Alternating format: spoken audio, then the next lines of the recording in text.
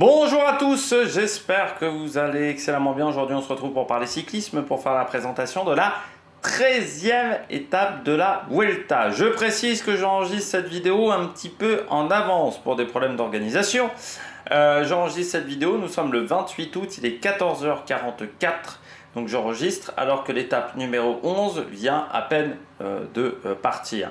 Donc forcément dans la rubrique mes favoris, il peut y avoir des coureurs qui ont abandonné ou des coureurs qui aujourd'hui sont bien, qui avant cette étape 11 sont bien et puis qui vont avoir des journées compliquées. Donc voilà, c'est le problème quand on enregistre avec un petit peu d'avance du côté de la rubrique mes favoris.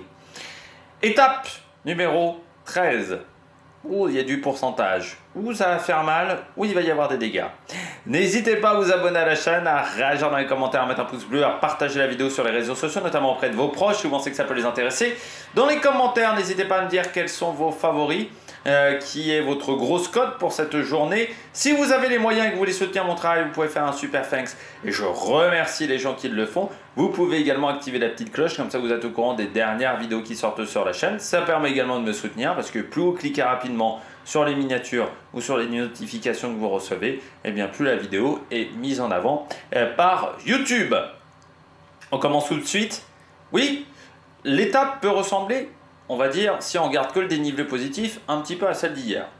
C'est-à-dire qu'en dénivelé positif, on en a un peu plus, hein, on est à 3708 mètres, on a quand même 600-700 mètres de dénivelé positif en plus. C'est la 6e étape de ce classement, on peut dire 6e étape, ça veut dire qu'il y en a quand même 5 qui sont techniquement plus pentus. La différence avec l'étape d'hier, ce sont les pourcentages dans la montée finale. Je dis bien dans la montée finale. Les autres montées vont fatiguer le peloton, mais vont pas vraiment créer de la course. La dernière montée va créer de la course. De toute manière, même si on n'a pas envie de revenir sur les échappées, il y aura quand même des écarts sur cette dernière montée. C'est un mur de 5 km. C'est un mur de 5 km. Donc à partir de ce moment-là, ça va être extrêmement compliqué dans le final de cette journée. Il va falloir encaisser. On arrive à la 13e étape. La fatigue commence à se faire un petit peu sentir. Alors oui, on n'est pas encore en 3e semaine, mais pour les jeunes coureurs, par exemple, ils n'ont jamais dépassé ce nombre-là de jours de course. Le Tour de l'Avenir, c'est 10, par exemple. Et puis, même pour les coureurs un peu plus expérimentés, on arrive aussi quasiment au mois de septembre. Et oui, donc on est vraiment fin août, la fatigue aussi se fait sentir, on commence à accumuler les jours de course. Beaucoup de coureurs doivent être au-delà de 60 à 65 jours de course désormais. Et ça, c'est aussi difficile à gérer, pas forcément simple. Et puis il y a la lassitude mentale aussi un petit peu, d'être loin de cette famille depuis le mois de janvier. Au bout d'un moment, ça commence à peser également au niveau du moral et les vacances se rapprochent. On note peut-être même les jours sur un calendrier. Allez, il reste plus que 40 jours avant les vacances. Peut-être pour certains coureurs. Et pour certains, c'est peut-être même les vacances à la fin de ces 3 semaines de Vuelta. On les verra peut-être pas d'ici et plus d'ici l'année prochaine. Donc comme je le disais, 3708 mètres, 6e étape la plus importante en termes de dénivelé positif sur cette Vuelta. On regarde tout de suite la présentation du parcours. Étape numéro 13, le parcours de cette journée entre Lugo et Puerto de Ancares, 176 km, avec une fin de journée qui va être complètement dure, qui va être extrêmement compliquée cette fin d'étape, et notamment ce Puerto de Ancares. Un mur incroyable, 5 bornes extrêmement dures. On commence à Lugo, début de journée, on passera à Barala, il y aura une petite bosse de 3 km 500 à 4,9 de moyenne, qui aurait pu être une côte de 4e catégorie. Avant de prendre la première difficulté du jour répertoriée au classement de la montagne, c'est l'Alto Campo de Arbre. Voilà, tout simplement, au kilomètre 33,5, si je ne me trompe pas, le Alto Campo des Arbres, 5 km à 5,9 de moyenne, c'est pas très dur.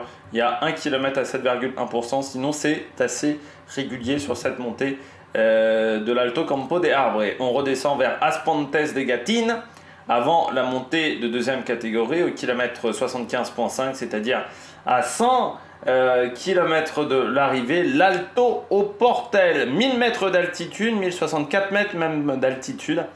7 km 7 à 5,1 de moyenne, c'est Alto au Portel. C'est vraiment là aussi pas extrêmement dur. On a la limite avec le troisième catégorie. Pour moi, on aura 2 km voilà, à 6% de moyenne qui vont s'enchaîner. Et puis le pied de col, également compliqué, mais par rapport à ce qu'on aura en fin de journée, c'est de la gnognotte. C'est du pipi de chat, comme on pourrait dire. C'est rien du tout par rapport à ce qu'on va voir sur la suite de la journée. On poursuit avec une petite descente qui va nous emmener vers Villafranca del Bieso, Ponferrada, championnat du monde, on s'en souvient, Ponferrada. Et puis kilomètre 138,5, 3 km 5 à 4,8 de moyenne, une petite bosse qui nous emmènera ensuite vers Sésamo. La descente au kilomètre 147,5, c'est-à-dire à 30 km de l'arrivée, sprint intermédiaire. Et ensuite, sur ces 30 derniers kilomètres, il y aura deux difficultés, le Puerto de Lumeras et le Puerto de Ancares. Le premier, le Puerto de Lumeras, qui sera sprint bonification, qui sera à 20 km de l'arrivée, côte de deuxième catégorie, Puerto de Lumeras. Hop là, on le regarde tout de suite. Ça reste simple, on va dire. Il y a ces 7,3% pendant 1 km, mais encore une fois, par rapport à ce qu'on aura derrière, ça sera bien pire. Mais on va peut-être commencer à mettre un petit rythme, hein, parce que quand vous regardez à la sortie de Sésamo, on a le Puerto de Lumeras, mais même avant Sésamo, on a une petite bosse, donc on est dans les 50 derniers kilomètres. Donc je pense qu'il y aura un bon rythme à ce moment-là qui va peut-être commencer à faire mal aux coureurs dans ce Puerto de Lumeras. Ensuite, on passe à Candine et le Puerto de Ancares, 7 km 5 à 9% de moyenne, côte de première catégorie au kilomètre 176, arrivé pour le sommet, 1659 mètres d'altitude. Regardez tout de suite, voilà. Voilà. Bah, c'est 5 km, c'est extrême. Hein. C'est comme ce qu'on a en Espagne, hein, ce qu'on peut retrouver en Espagne. Pour moi, les deux premiers kilomètres qui comptent pas. Ça commence au kilomètre 2 et ça se termine au kilomètre 7,5. C'est-à-dire que c'est 5 km 500, énorme. Parce que, donc là, vous voyez que la moyenne est à 9%, en sachant que les deux premiers kilomètres sont à 3% de moyenne. C'est-à-dire que si vous regardez bien les 5 derniers kilomètres, je pense que la moyenne doit s'établir à 11,5, 12% de moyenne. Sur 5 bornes, c'est impressionnant. C'est une montée qui est énorme. Vous avez quand même une moyenne à 14,3% entre le kilomètre 6 et le kilomètre 7. Sauf qu'avant, c'est 9,8%. C'est 12,8%, c'est 11,1, c'est 10,2, c'est monstrueux. Monstrueux. Moi, j'avais vu l'étape avec Contador. Il y a eu une étape où Contador est arrivé et je me souviens que j'avais vu ça et je m'étais dit waouh. À l'époque, c'était les premières fois que je regardais le Tour d'Espagne. Il faut savoir que j'ai regardé en premier le Tour de France, puis le Tour d'Italie et le Tour d'Espagne est arrivé après. Parce que vous savez que quand vous êtes dans le milieu scolaire, par exemple, c'est pas toujours facile. Et ce Puerto des Ancares, je m'étais dit, putain, qu'est-ce que c'est que ce bordel? C'est monstrueux. Cette montée, c'est vraiment énorme, impressionnant, enfin incroyable. Allez, on regarde tout de suite les derniers kilomètres.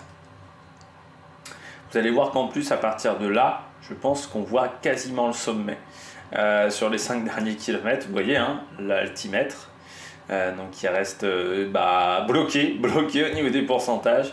Et là ensuite, ça enchaîne avec quelques épingles entre le kilomètre 3 et le kilomètre 2. C'est-à-dire qu'à chaque épingle, les relances vont faire extrêmement mal. Et puis ce dernier kilomètre, très rectiligne, mais avec toujours ces pourcentages. Il y a seulement les 200-300 derniers mètres qui sont plats du côté de cette étape. Donc ça va être vraiment un cauchemar, un enfer du côté des coureurs pour cette montée finale. On regarde tout de suite la carte pour la météo. On part donc de Lugo pour aller du côté du Puerto de Ancares. Risque de pluie, mais la météo est très incertaine sur cette étape. C'est-à-dire que des fois on nous dit risque de pluie à 90%, 20 bornes après on nous dit ah bah non, grand soleil. Donc risque de pluie, mais ça reste incertain. Au niveau du vent, le vent est faible dans la deuxième partie d'étape. Vraiment très faible, c'est-à-dire qu'on ne dépasse pas le 15 km/h. Et dans la première partie, c'est pas très fort non plus, hein. C'est entre 20 et 25 km/h, avec encore un petit vent de nord du côté de la température, 24 à 26 degrés en plaine et 19 degrés à l'arrivée. On est quand même à 1600 mètres d'altitude, mais ça veut dire que sur la portion avec de la pente, il fera encore un petit peu chaud du côté de cette étape, donc ça sera à prendre en compte. Et donc un vent de nord, c'est-à-dire plutôt de face dans le final, ce qui pourrait permettre à des coureurs peut-être un petit peu en difficulté de s'en sortir pas trop mal sur les 50 derniers kilomètres de cette étape. On regarde tout de suite l'histoire de la Vuelta. Du côté de l'histoire de la Vuelta, on part de Lugo. Lugo qui a connu plusieurs arrivées de la Vuelta, notamment en 2016, on en avait déjà parlé avec la victoire de Gianni Mersman. Alexandre Vinokourov s'était imposé en 2006 dans cette commune. Eddy Plancart, lui, c'était en 85. Et puis le Tour de Galice également avait connu des arrivées dans les années 80-90 dans cette commune, et même dans les années 40-30. Le Tour du Galice s'est passé à plusieurs reprises, 14 reprises dans cette commune. La Vuelta à 10 reprises. Dernier passage, c'était en 2020. C'était l'étape numéro 14 qui passait par Lugo, qui partait même de Lugo pour aller à Ourense. Victoire cette année-là de Tim Willems devant Michael Woods, Zdeněk Štýbar, Van Baarle et Marc Soler, tous ces coureurs-là qui avaient pris une échappée. Il y avait également Arensman et même Pierre-Luc Perrichon dans cette échappée sur cette Vuelta 2020. Pierre-Luc Perrichon qui est toujours dans l'objectif de créer son équipe de deuxième division. On rappelle, je ne sais pas où ça en est même, de ce projet-là de Pierre-Luc Perrichon, parce que ça avance, mais c'est pour 2026 désormais. Voilà, le projet de Pierre-Luc Perrichon, voilà. Qui veut monter, oui, on hésitait entre 2025 ou 2026, ça sera techniquement 2026 pour ce projet d'équipe de deuxième division, avec l'idée de changer les choses du côté du cyclisme, voilà, avec l'idée de créer comme un club de foot, voilà. Et donc avec un système de fanbase comme dans les clubs de foot, voilà, que aujourd'hui, c'est vrai que dans le cyclisme, les gens ne sont pas forcément attachés à une équipe. Il y a très peu de gens qui sont attachés à une équipe au final, contrairement au foot, au basket, à d'autres sports collectifs. Et l'idée, ça serait que les gens s'attachent à cette équipe-là, soient supporters, presque des socios un petit peu de cette équipe, avec peut-être même un lieu pour regarder les courses, par exemple avec des membres du staff ou ce genre de choses. Du côté de cette formation. Alors il faut toujours se méfier des projets innovants, parce que moi je me souviens de la Sky qui voulait révolutionner le cyclisme. Voilà, des fois on peut avoir des mauvaises surprises. L'Alto de Campo de Arbre, première côte de la journée, n'a jamais accueilli la Vuelta, comme l'Alto au Portello, la deuxième côte. Le Puerto de Limeras, lui, sera pour la deuxième fois sur la route du Tour d'Espagne. La première fois c'était en 2011 sur l'étape numéro 11, qui arrivait déjà qui passait par Ponferrada, qui arrivait même à Ponferrada, qui avait été remporté par Michael Albazini devant Eros Capecchi, Daniel Moreno et David de la Fuente s'était imposé sur cette étape. David Moncoutier avait pris la 11e place de cette étape. Et puis l'arrivée du Puerto de Ancares, eh bien, deux grimpeurs punchers se sont imposés sur cette étape. En 2012, c'était Joaquim Rodriguez. Et en 2014, c'était Alberto Contador. Et moi, je me souviens de la victoire de Contador. C'était vraiment une grosse étape. Il avait réussi à battre Froome, à battre Valverde. Et il avait surtout réussi à gagner cette Vuelta, ce qui était son objectif face à Froome et Valverde. Et Rodriguez, il y avait du grand niveau, voilà, dans cette Vuelta 2014, il y avait vraiment une grosse opposition, et je me souviens vraiment de la victoire d'Alberto Contador qui avait été impressionnant sur cette étape, et c'est presque là où il avait sécurisé sa victoire pour le général Warren Barguil, qui avait pris la 6e place et qui avait fini 8e au final du général de ce grand tour, Warren Barguil. Le coureur désormais de la DSM, parce qu'à l'époque il était chez Giant Shimano, qui a été un des noms de l'équipe DSM. Les cyclistes du jour. Alors j'avais pas grand chose à me mettre sous la dent. J'ai Antonio Menendez, coureur dans les années 70, entre 70 et 79, passé par la CAS, qui était la grosse équipe espagnole des années 70, parce que je crois que la CAS s'est arrêtée. Je sais même pas si ça a continué dans les années 80, voilà, ça s'est arrêté en 1988, mais en gros la casse c'était 59, 79 Et ensuite, il y a eu 3 années en 86, 87, 88 où les résultats étaient moins bons. Ça a été une des grosses structures de l'époque. C'était la grosse équipe espagnole de cette période-là. Et donc, Antonio Menendez qui avait remporté une étape du Tour d'Espagne, une étape du Tour d'Italie, pas d'étape du Tour de France. Il avait dû se contenter de la 2e place en 76. Et puis du côté des grands tours, vous avez une 14e place au général de la Vuelta en 71 et en 74 du côté de son palmarès sur cette épreuve. Sur le Tour d'Italie, il a fini qu'une fois, et sur le Tour de France, il avait pris la 18e place en 1978. Voilà, pour ce coureur qui a remporté 2 fois des étapes sur le Tour des Asturies, une étape du Tour de Catalogne, une étape du Tour de Corse en 75. Voilà, course qui a existé en 71 et puis de 75 à 82. Voilà, ce Tour de Corse qui se déroulait sur 3 étapes jusqu'à la fin. Oui, ça se déroulait sur... Ah non, sur la fin, c'était 5 étapes. C'était une longue course, dis donc, sur la fin. En dernière année, remportée par un certain Bernard Hinault, un coureur français qu'on n'entend jamais dire « Les Français, ils travaillent mal ». Voilà, tous les mois de... Normalement, vers mai, on ressort Bernard Hinault du formol pour qu'il dise « Les coureurs français, ils travaillent mal ». Voilà.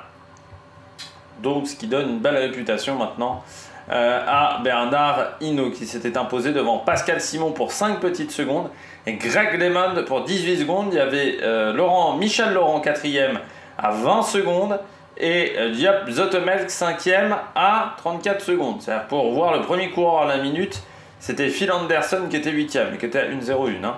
Il y avait peu de coureurs qui avaient perdu du temps sur cette épreuve.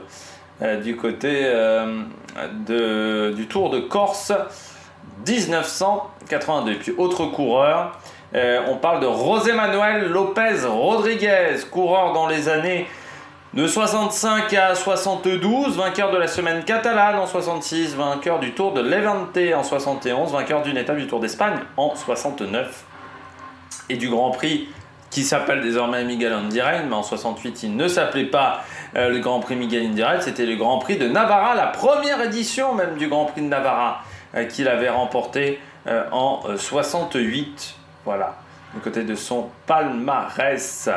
Et 2e d'une étape du Tour de France en 1967. Puncher sprinter, on va dire, José Manuel López Rodríguez. On parle de la stratégie. Je pense qu'on peut potentiellement avoir 2 courses en une. Mais il faudra vraiment prendre de l'avance. Ça sera la grande obligation. Parce que la montée finale, il faut au moins 3 minutes, 34 minutes. Tu peux perdre facilement 40 secondes au kilomètre sur les 5 derniers kilomètres. Donc il faut avoir de la marge sur ces 5 derniers kilomètres là. Donc s'il n'y a pas 3 minutes 30 à 4 minutes, ça ne suffira pas pour les échapper. Donc il faut vraiment avoir de l'avance, maximum d'avance. Parce que derrière, on va déclencher. Déjà parce qu'il faut toujours reprendre le temps sur Ben O'Connor. Et puis surtout parce que le terrain est tellement propice pour gagner du temps que tout le monde va vouloir tenter le coup. Donc il y aura des grosses hostilités derrière. Donc si vous n'avez pas minimum 4 minutes, ça risque d'être un petit peu compliqué. Parmi mes favoris, je tente le coup avec des leaders du général, Carapaz et Roglic, parce que je me dis qu'il n'y aura pas suffisamment de temps par rapport à ces coureurs-là. Je tente quand même Woods en échappée, parce que lui, il est capable de résister, même s'il y a peut-être que 3 minutes 30. Et puis en gros Scott Van Edveld, parce que Van Edveld, il peut tenter le coup de partir en échappée et tenter de reprendre du temps, ou de tenter le coup avec les meilleurs du peloton. Et il est un peu moins surveillé peut-être que d'autres coureurs parce qu'il est un petit peu plus loin en général. Programme télédépart fictif à 12h55 pour l'Alto des Campos des Arbres, 3e catégorie à 141 km de l'arrivée entre 13h55 et 14h. L'Alto au Portel, 2e catégorie à 100 km de l'arrivée entre 14h54 et 15h05. Ponteferrada, 52 km de l'arrivée entre 16h02 et 16h20 pour une arrivée prévue entre 17h17 et 17h44.